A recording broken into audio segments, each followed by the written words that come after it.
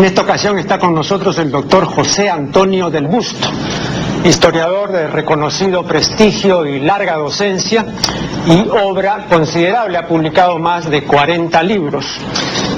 El doctor del Busto es uno de los mayores especialistas en Pizarro, si no el mayor. De los varios libros que ha dedicado a Pizarro, que mostré la vez anterior y tengo aquí entre manos en 2 tomos, es sin duda el más importante. Y bueno, vamos a conversar sobre la figura de Pizarro en particular y en general sobre algunos aspectos relacionados con la conquista.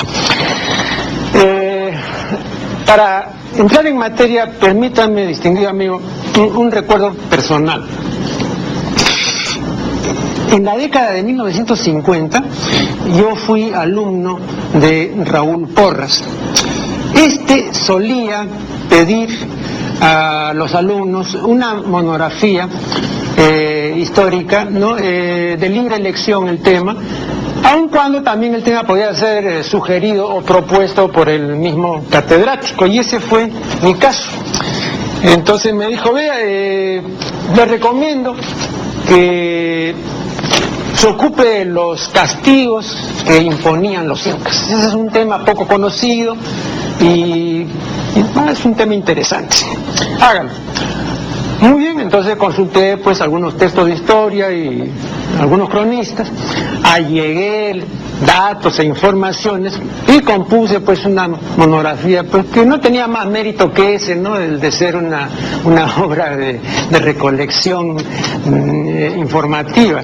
2 o 3 meses después hablé con Porras y le dije que qué le había parecido pues el trabajo, ¿no? Bueno, tuve que ponerlo por supuesto en auto pues porque el doctor no recordaba pues a causa de sus múltiples ocupaciones. Entonces le dije, doctor, ese trabajo, recuerda usted que me sugirió el tema sobre los castigos de los incas. Ah, sí, claro, sí, lo he leído, sí, está bien. Por supuesto no lo había leído, ¿no? Pero me lo dijo por salir del paso. Y luego agregó una cosa que sí se me quedó grabada, porque Porras usó una palabra que yo a los 18 años de mi edad no conocía. Dijo, ahora sabrá usted que los incas no solo eran crueles, sino crudelísimos. Entonces yo jamás había escuchado pues el adjetivo superlativo crudelísimo, ¿no? Por eso se me quedó grabado esto. Bueno, como usted sabe, en 1960 murió Porras y 18 años después se publicó el Pizarro de Porras, ¿no? Bueno, entonces yo compré inmediatamente mi ejemplar y me enfrasqué pues en la lectura de esta obra voluminosa que tiene alrededor de 700 páginas. Y bueno, llego pues apenas a la página 20, ¿no? Veo lo siguiente, ¿no? Que le confieso, no dejó de sorprenderme. Dice Porras, textualmente, si la alevosía existió por ambos lados, la crueldad que tanto se recrimina a Pizarro fue muy inferior a la que con él pensaban usar sus enemigos. Y luego Porras brevemente en esa página desarrolla un tema que me era familiar, justamente el de los castigos incaicos, ¿no? Bueno, y finalmente se expresa de la siguiente manera. Bueno, por supuesto, al hablar de estos castigos, ¿no? Dice que los incas fabricaban pues tambores con el pellejo de sus víctimas y que con el cráneo de estas, desembarazado el cráneo de la más encefálica, bebían en él chicha. Entonces el cuadro era tétrico, ¿no? Bueno, entonces dice Porras textualmente, ahí tenemos en bosquejo la sentencia que Atahualpa hubiera dictado, primer subjuntivo, contra Pizarro en el caso de que éste hubiera caído prisionero, segundo subjuntivo, o si la reacción que el Inca esperaba de sus generales se hubiera producido, tercer subjuntivo. La cabeza de Pizarro le hubiera servido, cuarto subjuntivo, y el pellejo de tambor, no le hubiera servido de vaso y el pellejo de tambor. Bueno, frente a ella, a esta presunta o supuesta sentencia de Atahualpa, dice Porras, hay que convenir que la sentencia expedida por Pizarro, ya fuese la de la hoguera o la de garrote, resultaba blanda y moderada. Bueno, le confieso, no bien leí esto, no díjeme para mis adentros que el doctor Porras había incurrido en un error, ¿no? Porque no se puede comparar una cosa hecha con una cosa que se pensaba hacer y no se hizo. O sea, no se puede comparar pues un factum con un proyectum, ¿no? Esto me parece que es inadmisible porque no es metodológicamente correcto y tampoco es lógicamente aceptable, ¿no? Bien, pero él lo ponía así. Y al cabo ahora de tantos años, uno puede hallar razones o sin razones para esta actitud del historiador, ¿no? Uno puede decir, bueno, estaban en juego el pizarrismo de Porras, el hispanismo, el estado mismo en que se hallaba la historiografía nacional hace 50 o 60 años, en fin, pues tantas cosas, el mismo carácter controversial y muy opinable del tema, ¿no? Entonces todo esto pues podía provocar o facilitar que se dieran como se dieron juicios de este jaez, ¿no? Ahora bien, vea, yo creía tal vez ingenuamente que todo esto había sido superado, que las aguas se habían aquietado, ¿no? Pero leyendo el Pizarro de José Antonio del Busto, compruebo por ciertas aclaraciones y advertencias que usted hace que las aguas no se han aquietado. Y voy a ejemplificar lo que estoy manifestando. Dice usted, por ejemplo, en la página 18, historiar a Francisco Pizarro no es hacer su apología, es estudiarlo científicamente y escribir su biografía empleando el sentido común y la apreciación serena. En la página 19 dice usted, destacar pues la figura de Pizarro no es servilismo, masoquismo ni falta de dignidad, sino hacer memoria de un hombre muy singular cuyos hechos perduran hasta hoy en el Perú. Y en la página 21 dice, tratamos de evitar el apasionamiento, la fantasía, la ligereza y la confusión sin perder de vista el pensamiento de los hombres en el siglo XVI. Sin esta última premisa nuestro trabajo sería ajeno a la realidad quinientista. Bien, si Pizarro en particular y la conquista en general, ¿no? Hubiesen dejado de ser temas que mueven y remueven, entonces debo manifestarle pues que todo esto que usted dice estaría de más, ¿no? Sin embargo, parece que el asunto sigue siendo un asunto movido y que por lo tanto estas advertencias y estas declaraciones de José Antonio del Busto no están de más, ¿no? ¿Cuáles son sus comentarios al respecto? Bueno, empezando por lo de Porras, que es una figura que admiro porque es una figura especializada en la conquista del Perú y en la figura de Pizarro. Yo tomo a Porras en lo que como historiador trabaja, pero no en una historia que no existe como la que pudo ser y no fue. Entonces, por ese lado, lo que puede haber pensado Porras, con todo respeto, es un pensamiento particular, personal, pero que yo no lo puedo hacer mío. En lo que sigue, yo sé que el personaje que he tomado, que no es mi héroe, porque yo lo considero para bien o para mal, sé que ha hecho mucho bien y que ha hecho mucho mal, y según como se le tome, siempre seguirá siendo un hombre, es un personaje crucial en la historia del Perú. Porque un poco la historia del Perú, más que por la importancia del personaje, por la importancia de lo que hizo, se divide en antes y después de Pizarro. Entonces es el personaje bisagra, es la época de la conquista, del gran choque cultural de la cultura occidental con la cultura andina, que es el fruto de ambas, es la cultura peruana nuestra. Entonces eso es lo que a mí me interesó. Hay susceptibilidades, sí, a lo largo de todo el territorio, unos en pro, uno en contra de Pizarro, otros en contra de Pizarro, pero yo esto lo considero una cosa pasajera, que el tiempo va a curar, como ha curado pues a los descendientes de los chimús y de los mochicas, la presencia del Inca Tupac Yupanqui que les arrasó Chan Chan. Hoy día pues en el Departamento de la Libertad no hay nadie que piense contra el Cusco, ni que opine contra el Cusco. Con el tiempo pasará lo mismo con Francisco Pizarro aquí, y se tratará de Pizarro en el Perú como se trata de Guillermo el Conquistador en Inglaterra, de Rurik en Rusia, de Julio César en Francia o de Omar en Egipto. Entonces no hay problema, el problema ha sido superado porque hace ya tantos siglos que pasó, aquí solamente hace 400 años. Y como todavía no nos terminamos de acomodar, y digo no nos terminamos de acomodar porque el Perú y México no se han terminado de acomodar, están, como digo yo, allí viendo salir la estrella matutina, pero todavía no han visto salir al sol. El sol va a salir, lo vamos a ver, pero es que la sacudida ha sido muy fuerte porque aquí había una gran cultura aborigen y allá hubo otra gran cultura aborigen, y llegando otra gran cultura como es la cultura occidental, el choque no solamente fue inevitable sino a punto de ser cataclísmico. No llegó a tanto puesto que tiene fruto, pero sacudió, y de eso nos reponemos.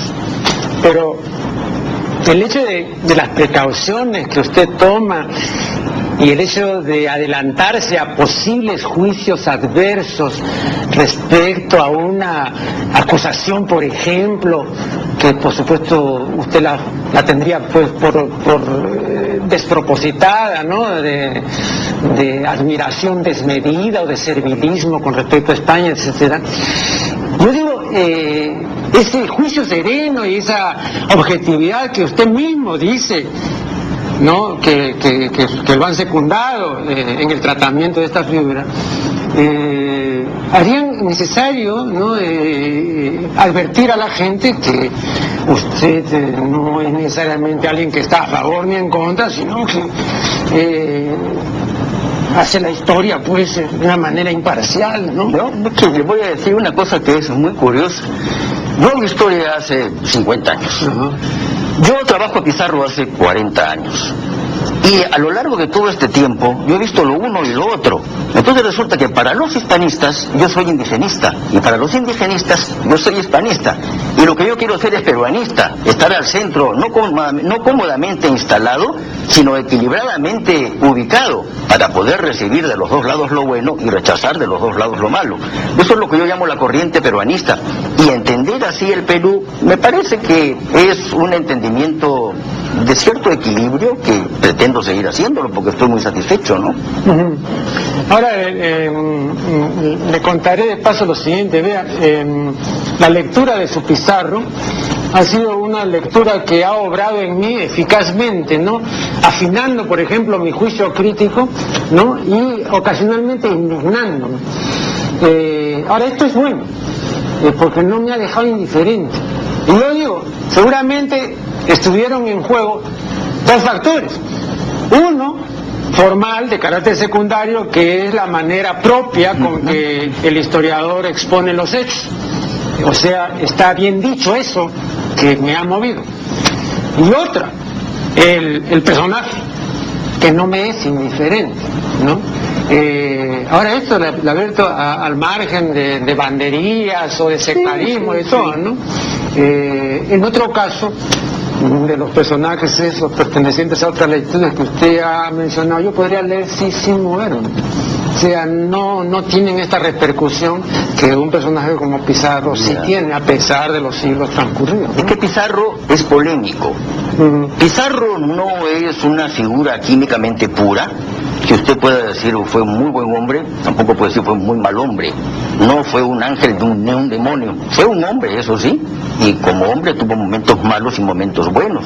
Hizo mucho daño e hizo mucho bien, sopesando lo que ha ocurrido, no juzgando la conquista, sino sopesando los frutos. Entonces, yo creo que la figura de Pizarro, no digo yo que es invalorable, sino que es insustituible, porque cumple una función muy importante para el Perú moderno que empieza a existir con él. No es el fundador de la nación, porque quien funda la nación peruana es el pueblo peruano. Para fundar se requiere, pues, voluntad, y Pizarro no tuvo intención de fundar la nación peruana, ¿no? Sí. Vamos a hacer acá un primer corte y luego retomaremos esta conversación con José Antonio del Busto. Como por razones de tiempo no podemos desenvolver este asunto de manera cronológica, vamos a espigar pues algunos puntos esenciales. Por ejemplo, el episodio militar de Cajamarca. Usted dice que esto se explica en gran medida por el factor sorpresa, ¿no? ¿Podría brevemente exponer esto? Para mí, el factor sorpresa es lo principal en Cajamarca. Sin la sorpresa, el resultado habría sido otro, desconocido, pero otro, no el mismo. Y claro está, la sorpresa, eso sí, la utiliza Pizarro. Y creo yo que es mérito de Pizarro el utilizar esta sorpresa. Atahualpa no está preparado para la sorpresa. Él quiere dar la sorpresa, pero antes la da Pizarro. Y entonces él resulta el sorprendido y Pizarro el sorprendedor. Por una observación, en primer lugar había una desproporción numérica extraordinaria, ¿no? Eran 7.000 indios guerreros y eran 165. Entonces la desproporción es de 42-1 para comenzar, ¿no? Luego tengo entendido que estos 7.000 fueron desarmados, ¿no? Que la sorpresa que podrían dar sería una sorpresa de qué, de agarrarlos manualmente. Así es. Algo de este orden. Bueno, sí. Luego aquí hay otro asunto, ¿no? Cuando el día anterior van los capitanes a Putumarca, ¿no? Donde estaba el Inca y donde había un enorme campamento, ¿no? Después de muchos requerimientos y de no escasa instancia, sale Atahualpa, ¿no? Y entre otros estaba ahí Hernando de Soto. Entonces Hernando de Soto, supongo yo que para ver si se asustaba el Inca, ¿no? Se acerca pues prácticamente a medio metro o algo así y hace una serie de cabriolas con el caballo y todo, ¿no? Y el Inca inmutable, no pestañó. Hubo sí, según refieren las crónicas, indios que se asustaron, muy bien, pero la cabeza visible no se asustó y siempre es el que da el ejemplo, ¿no? Muy bien.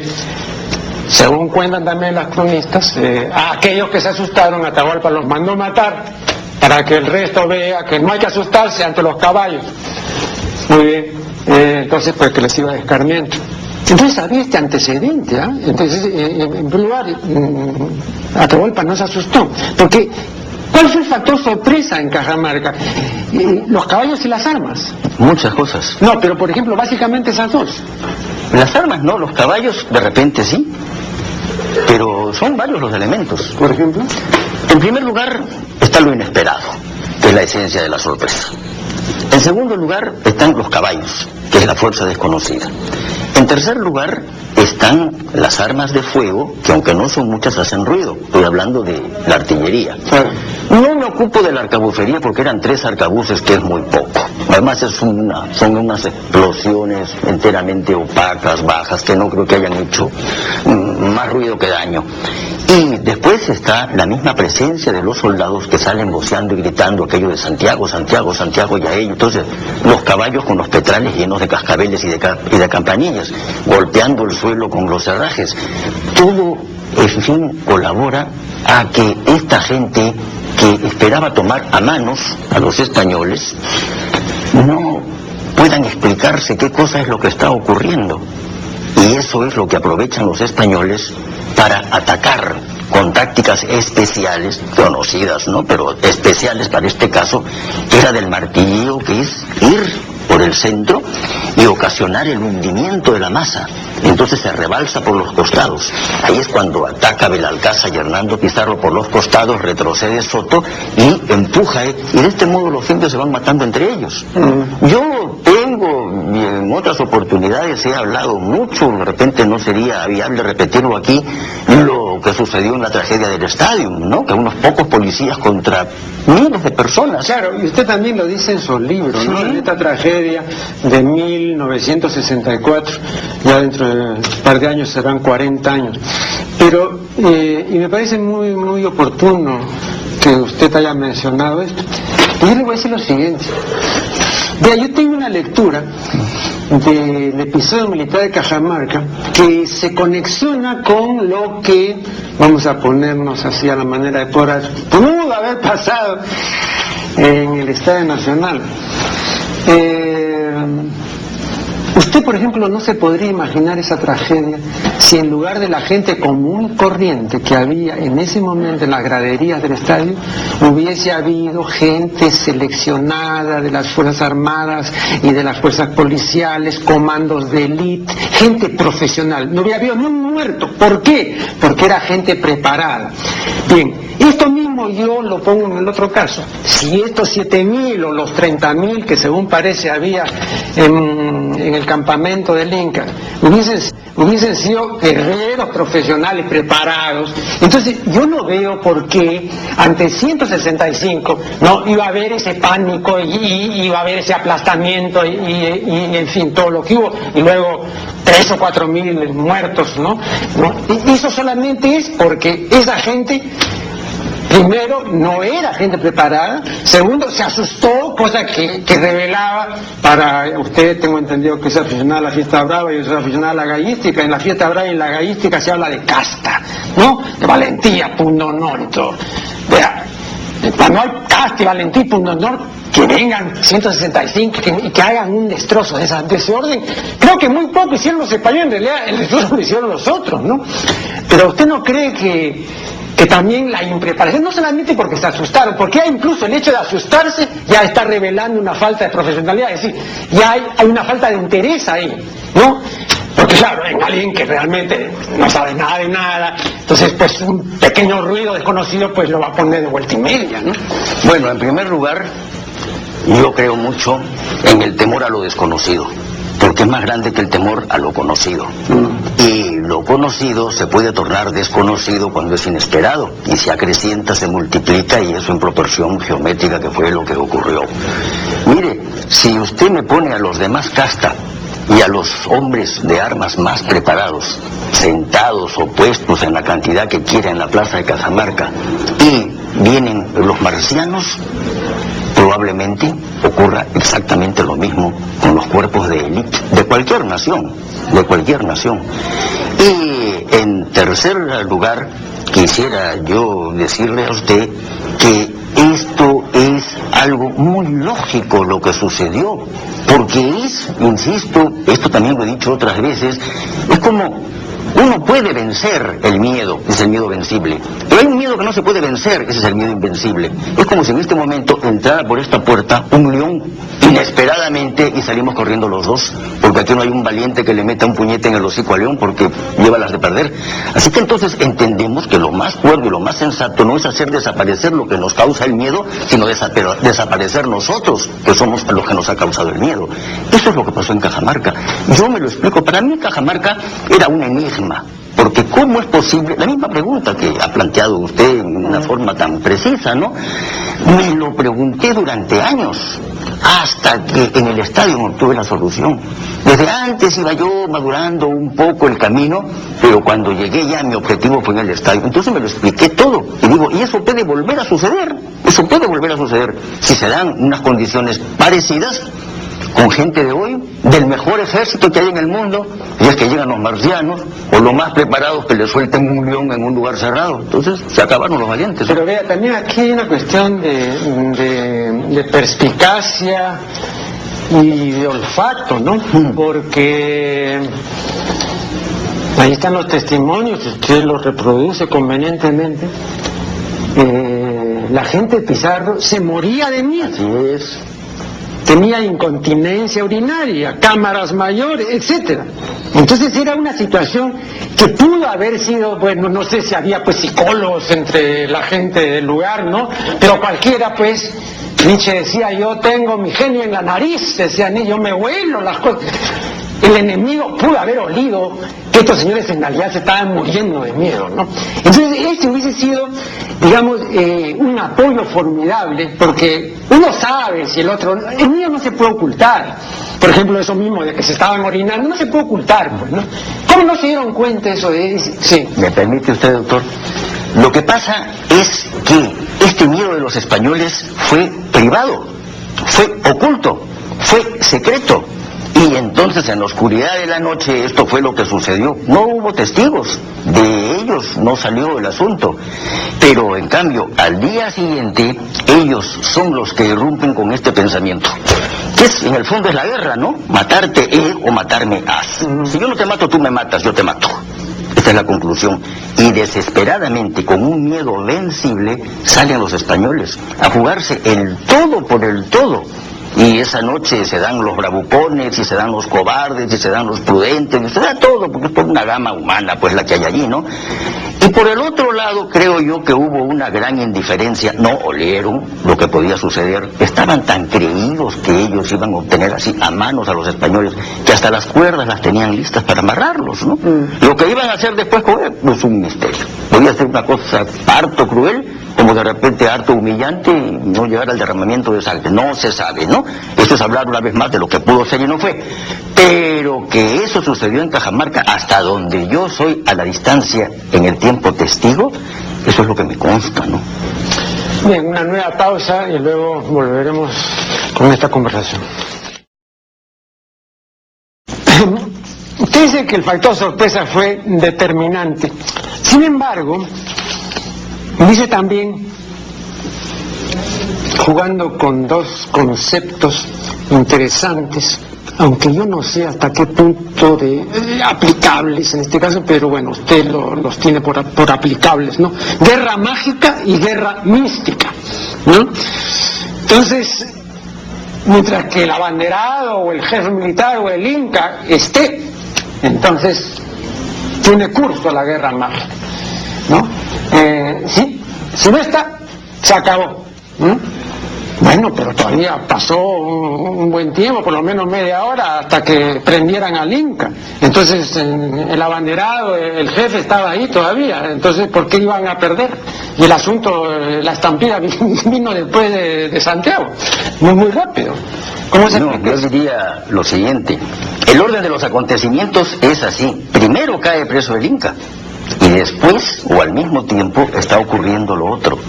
Se aprovecha la sorpresa, se aprovecha el desbarajuste, y Pizarro sale con 25 hombres de la Maruguasi y se dirige rectamente hacia donde está el Inca, en su rampa, en su litera. Lo toma preso y los caballos acuden, prueba de ello que un caballo incluso pone las patas delanteras en la litera, y ahí es que toman al Inca. Y tomado el Inca, se acaba todo. Como en el cerco de Lima, muerto Tito Yupanqui, se acaba todo. Y en otra, era la guerra mágica la que decía, si está tu jefe al frente, la ganas. Si no la está, mira, la perdiste por más que hagas. Esto en México y en el Perú, en la batalla de Otumba y en Cajamarca. En Otumba es mucho más notorio que en Cajamarca.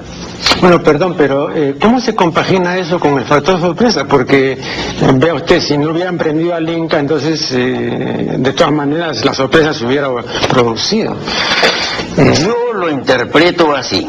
La sorpresa facilitó la captura del Inca. La captura del Inca coronó el éxito de la sorpresa. Todo es uno. Por ejemplo, cuando usted describe la captura, ¿no? Y uno ve a los que llevaban la litera, ¿no? Y bueno, se dejaban herir, les quitaban los brazos, ¿no? Los mataban y todo, y los reemplazaban en otros y todo.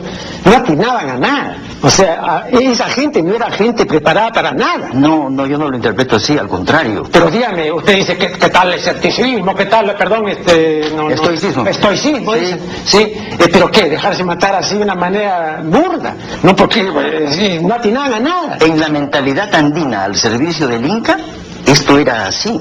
No hacerlo así, no solamente era un delito, sino además un sacrilegio. Entonces, por ambas cosas, la pena de muerte era algo a lo que estaban acostumbrados estos indios lucanas o urucanas, como se llamaban, que la única misión de su vida era esa, y esa la tenían que cumplir, y la cumplieron, ¿no? Y a mí me parece que esa parte es admirable. El estoicismo, no encuentro un estoicismo mayor, no en la historia. Su misión era no defenderse, no defender al Inca, simplemente portarlo y transportarlo.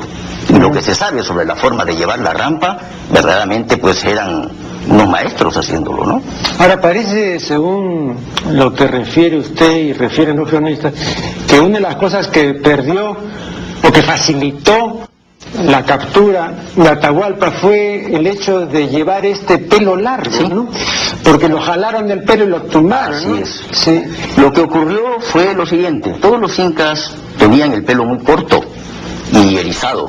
Entonces los incas se cortaban el cabello con pedernal, ¿no?, a partir de determinada ceremonia del rupto chico, y eso con el yauto, la mascapaicha, las prendas, en realidad no era una cosa. Lo que llamaba la atención en la cara de los incas eran las orejeras, las orejas grandes, pero todo lo demás era, si se quiere, normal.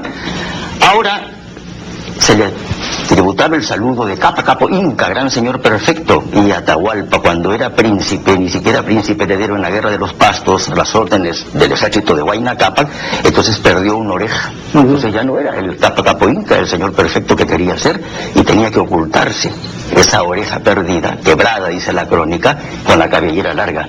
Y de ahí es donde saltan entre Alonso de Mesa y Miguel Estete y lo aferran de la cabellera y se lo traen abajo.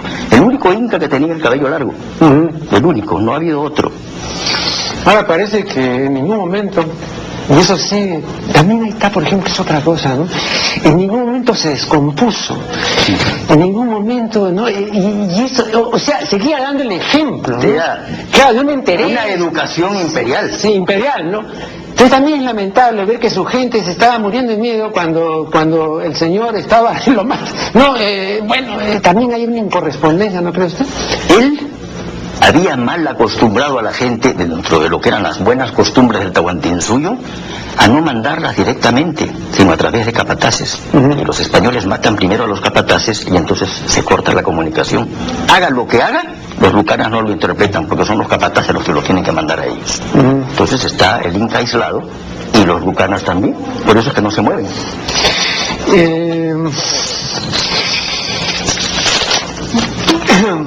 Después aquí hay algo que quisiera que me explique. Es un comportamiento de Hernando de Soto en Pultumarca, ¿no? Apremiando la salida de Atahualpa porque no quería salir, ¿no? Y entonces le ordena al intérprete Hernando Pizarros. Ya. Sí. Entonces Martinillo que no, dile que salga, ¿no? Como no salía, entonces dice, decirle al perro que salga. Bien, yo pregunto, porque a mí me sorprendieron estas exclamaciones insultativas, estas bravatas, estas bravuconadas. ¿Son realmente así? ¿Fueron realmente así o son evidentes añadidos, son interpolaciones? No. Porque ¿sí fueron realmente así o son evidentes añadidos, son interpolaciones? No. Porque le voy a decir una cosa, ¿no? Porque a mí me parece que un capitán, que un profesional de la guerra, no puede proferir estas torpezas, porque uno, en ese momento por lo menos todavía no sabían qué reacción podía tener el perro, ¿no? El idólatra, o en fin, como se le quiera decir. De modo que había que más bien tener cierta prudencia, había que, ¿no?, medir las palabras, pero no lanzarse así, ¿no? ¿Cuál es la explicación? Sí, eso es lo que se nos ocurriría a nosotros con una educación entre cortesana y cívica. Militarmente daba muy buen resultado el llamar perro al enemigo. Atahualpa llamaba perros a los tayanes, de manera que también el inca usaba esta expresión. Pero sobre todo Hernando venía de un siglo XV, a pesar de que había nacido en el XVI, venía de un siglo XV español, donde se le decía perro cristiano, perro judío, perro moro, y el apóstrofe canino que se llama era una cosa usual, como decir nosotros una palabrota. Entonces eso era parte del vocabulario militar. No está claro que Martinillo lo haya traducido así, pero es muy probable que, acostumbrado a traducir las cosas como se las decían y no como él las interpretara, hubiera dicho eso. Que el inca, al sentirse llamar perro, hubiera sufrido una reacción muy especial, pero el inca era un señor, ¿no? Entonces, como trata Hernando Pizarro, lo hace con la punta del pie y ni siquiera lo mira, y solamente al final levanta así la cara como para mirarlo, para encomendarle una misión contra los caciques del río de Suricará. Así que yo creo que el señor y el dueño de la situación en Pultumarca fue Atahualpa, y los otros llegaron desconcertados a contar lo que contaron, y por eso pasó esa noche de San Eugenio lo que pasó en secreto, ¿no? Ahora, cuando Pizarro mandaba estas embajadas, me decía que viniese porque lo estaba esperando y que lo iba a recibir como amigo y como hermano. Por supuesto no fue así, pero en el otro bando se podría decir lo mismo, lo que usted manifestó hace unos minutos. Tampoco pensaba ir en esa calidad a Atahualpa, a la Plaza Mayor de Cajamarca, ¿no? Entonces, ¿usted cree que Atahualpa en algún momento creyó que iba a ser recibido como amigo y todo? ¿O como hermano? No, yo lo que piense Atahualpa no lo conozco. Pero no, más o menos. Pero lo que pensaba Pizarro, casi puedo decir que sí lo conozco. Yo creo que Pizarro lo iba a recibir como un hermano y después lo iba a tratar como un hermanastro. ¿Me explico? Entonces al principio lo iba a recibir con todos los honores del caso y después le iba a decir, bueno, esto se acabó, ahora eres prisionero y afuera están todos y tú eres el rehén. Eso es lo que quiso hacer Pizarro, pero eso no fue lo que sucedió. Entonces yo creo que lo quiso tratar y recibir como hermano, pero después tratar como cautivo, como prisionero de guerra, como rehén, como lo trató, ¿no? Esa es mi respuesta frente a esta pregunta, ¿no? Vamos a hacer un nuevo corte y luego continuaremos dialogando con José Antonio del Busto. Quiero formularle una pregunta que cada vez que se toca el tema de Pizarro es inevitable. La pregunta es la siguiente: haber sometido a juicio sumario a Atahualpa, haberlo condenado a muerte y haberlo ejecutado, ¿usted cree que fue un acierto o un error de Pizarro? Mire, Pizarro, puede sonar raro lo que voy a decir, Pizarro no lo hizo, porque Pizarro no quería matar a Atahualpa, no le convenía, era un mal negocio para él. Él ganaba teniendo al Inca prisionero y vivo, y él perdía teniendo al Inca convertido en cadáver. ¿Qué fue lo que pasó? No fue algo que quiso él hacer, todavía más se dice, y hay crónicas que lo testimonian, que Pizarro hasta lloró cuando tuvo que firmar, porque él no quería él hacer, no era por sus buenos sentimientos, porque era un hombre muy endurecido en la guerra, un soldado, no le podemos pedir pues un sentimiento, era emotivo por otras cosas que le conozco, era emotivo, lloraba con facilidad, no fue la única vez que lloró, pero sí es cierto que entonces se lloraba mucho entre los hombres de España. Hernán Cortés tenía un llanto famoso en una huehuete allá en Popotla, ¿no? Y era gente que estaba acostumbrado pues al mundo de las lloronas, de las plañideras. Eso es de influencia árabe, influencia semita. No, perdón, yo tengo un trabajo donde también me ocupo del llanto y demuestro que antes en general se lloraba más, ¿no? Sí, se lloraba más. En Inglaterra, por ejemplo, se lloraba también mucho, ¿no? Entonces, quizá también son variaciones culturales, ¿no? Así como antes se besaba más, ¿no? Cuando uno iba, por ejemplo, y eso lo cuenta Erasmo, ¿no? A una casa había que besar a los dueños de casa, a los familiares, a los sirvientes y a los gatos si lo sabían. Era un besuqueo general, ¿no? De modo que tal vez con el llanto ocurría. Entre los españoles más bien el besuqueo no hizo fortuna. Sí. Pero el llanto sí, el llanto. Y lo que menos le llama la atención a los españoles es el llanto de los indios, porque lo consideran natural, ¿no? En las exequias reales y cosas por el estilo, pero por ahí también Atahualpa creo que también lloró, ¿no? Atahualpa llora, pero yo tengo al llanto indio siempre bajo estudio y reserva, porque hay un llanto que es artificial, hay un llanto que es fingido, es el que se observa todavía en todas las procesiones, en todas las procesiones del Cusco. Las mujeres lloran, se limpian unas lágrimas inexistentes y se las secan en el anaco, se las secan en la pollera, y es el hecho ritual de llorar. Entonces eso es un llanto artificial, honesto, sincero, lo reconozco, pero propio de su cultura, ¿no? Sin embargo, no es el que es por efusión de lágrimas. O sea que Atahualpa llora eso porque Atahualpa era un gran político, le daba vueltas a Pizarro en ese sentido, ¿no? Pizarro lo que tenía es que era un gran soldado desde el punto de vista de la milicia indiana. En Europa seguramente Pizarro hubiera fracasado.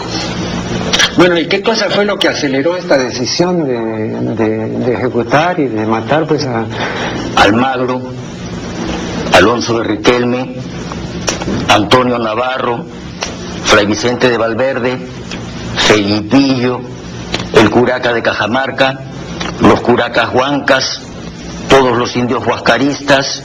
Entonces no fue solamente una persona, fue toda una tendencia detrás o delante de la cual andaba la hueste almagrista que quería matar a Atahualpa para luego empezar una nueva cuenta y efectuar el reparto del botín, porque hasta entonces no iban a recibir un maravedí debido a que no habían participado en la captura del Inca, y ese rescate era a raíz de la captura de Atahualpa. Claro. Entonces ese era el interés de ellos, ¿no?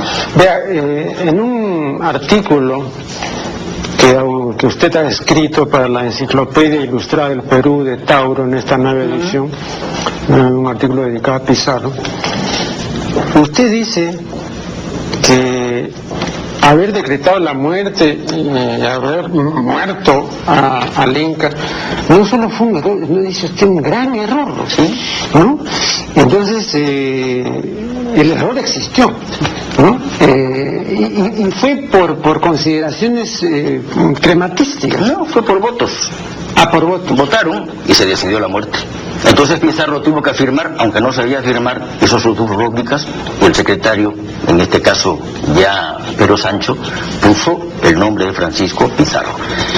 Esto es una elucubración mía, una especulación, porque yo no he visto esa firma, yo no he visto ese juicio sumario. Ese juicio sumario hoy por hoy no existe, ha desaparecido.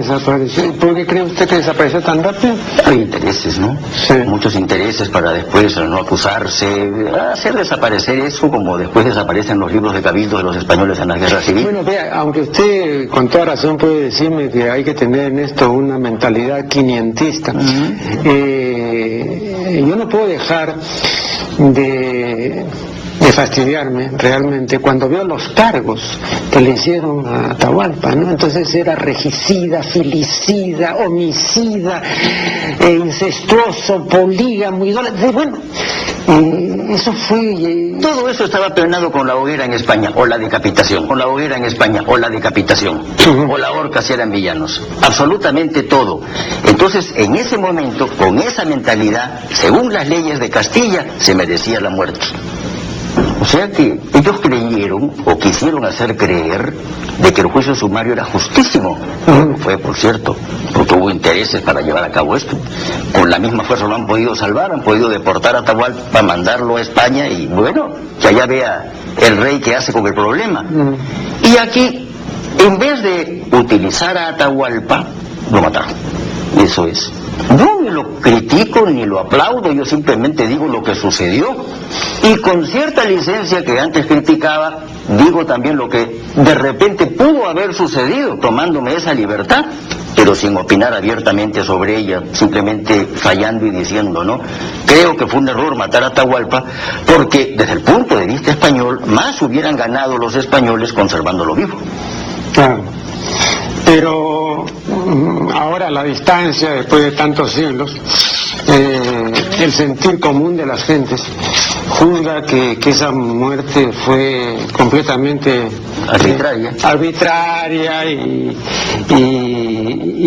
es eso lo que hace que no haya restañado la herida ni tampoco haya cicatrizado, ¿no? Entonces se sigue hablando del trauma de la conquista y que todavía no nos recuperamos, etcétera. El hecho mismo de haber yo sido movido por un libro, diría, un libro revolvedor, decía, para usar el término de Ribagorria. Palabra del siglo XVI. Sí, pues, está indicando eso, ¿no? O sea, esto todavía es algo muy... Sí, yo lo sé, sí. Pero esto va a pasar, esto no se va a quedar así toda la vida, sino que esto, no pido yo que las heridas se restañen o que cicatricen y cierren, no, sino que quiera o no quiera, eso va a suceder, porque no podemos perder el tiempo tanto, pero así fuera necesario perderlo, no se va a perder, porque esto es algo que pasa. Usted compare el pensamiento de nuestros abuelos y compáralo usted con el pensamiento nuestro. O sea, hay una distancia abismal. Pero vea, hay ciertas cosas que no pasan.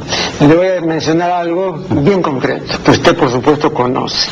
Al día siguiente del episodio de Cajamarca, o sea, el 17 de noviembre, ¿no? Se dirigen los españoles al campamento de Pultumarca y comienza el saqueo. Así es. O sea, al día siguiente. Entonces, cuando usted dice, señores, atención, Pizarro no es un civilizador, es un conquistador, es un hombre de botín. Así es. Vino a saquear.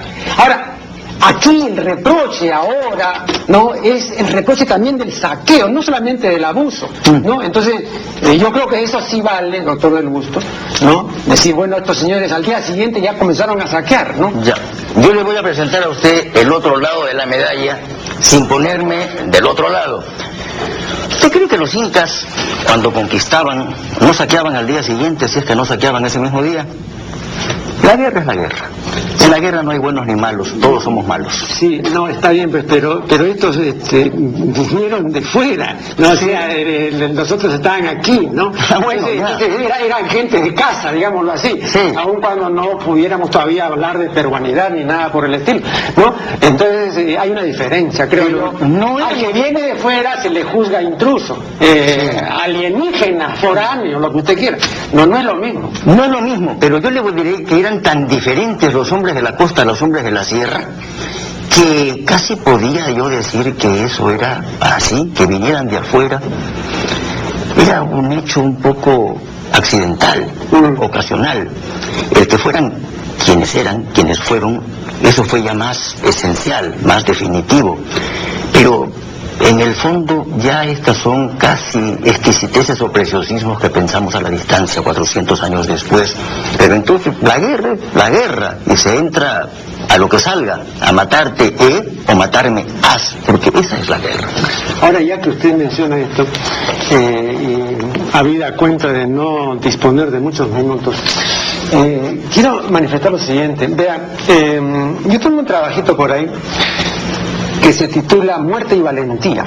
Bueno, y en forma sucinta menciono el acabamiento de una serie de personajes que supieron terminar. Hay muchos personajes que no han sabido terminar, por ejemplo Mussolini no supo terminar, pero Pizarro sí, y entonces murió valientemente. Calcuchímac sí, murió valientemente. Ahora, yo no he incluido la muerte de Atahualpa, ¿no? Me parece que es una muerte... Murió engañadamente. Ya, pero además deslucidamente, ¿no? Opacamente, ¿no? Opacamente, ¿no? No incluido. Pero cuando menciono el caso de Pizarro, digo, la mejor descripción que conozco es la recreación muy bien hecha, ¿no?, de José Antonio el Busto, que es la siguiente que figura en su obra Pizarro, y transcribo los pasajes principales de esta recreación. Bien, entonces es una muerte con grandeza, con dignidad y todo. Pero usted se identifica con el personaje, ¿no? Se identifica. Usted, por ejemplo, cuando muere Calcuchímac, aparte de decir que, bueno, lo quemaron en Jaquicahuana, ¿sí?, y que la gente se alegró porque este era un tipo muy cruel, etcétera, ¿no? Los quechuas, ¿no? Sí, pero no dice más, ¿no? Bien, pero en el caso de Pizarro sí hay momentos. Entusiasmo. Hay momentos donde dice, no, el águila contra los cuervos. El águila es Pizarro, por supuesto, ¿no? Ahora, esta es una licencia que tiene el historiador. Es probable y en mi caso sincero. Es así. ¿Por qué? Porque entre todos los conquistadores de América, que me los conozco, a unos de cerca, a otros de lejos, pero por mi oficio los conozco, esta es la muerte más gallarda, ¿no? No hay otra. Entonces, no me puedo poner yo del lado de Juan de Rada, porque es un lado un tanto hasta extranjerizante, si se quiere, por lo que representa, y es un lado que está, es una bandería que está, si se quiere, reñida con lo que Pizarro también representa, que quieran que no, Pizarro representa la peruanidad, porque yo sostengo que el Perú de hoy, territorialmente hablando, se debe a dos personajes, al Inca Túpac Yupanqui, que y a Francisco Pizarro, que conservó lo que Tupac Yupanqui conquistó.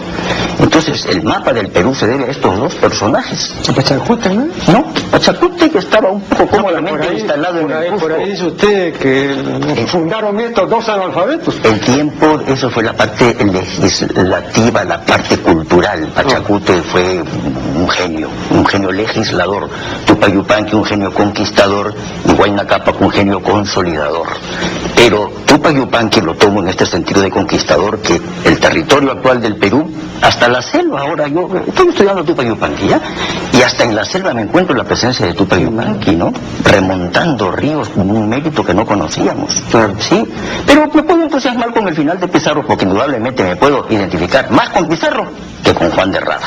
Claro que Juan de Rada representa lo que representa, y entonces pues no siento que la misma admiración, eso sí es verdad. A pesar de todo, Pizarro nunca será mi ídolo, pero siempre será mi personaje. Bien, muchísimas gracias, doctor Del Busto, por su valiosa colaboración, y con ustedes será hasta el programa siguiente.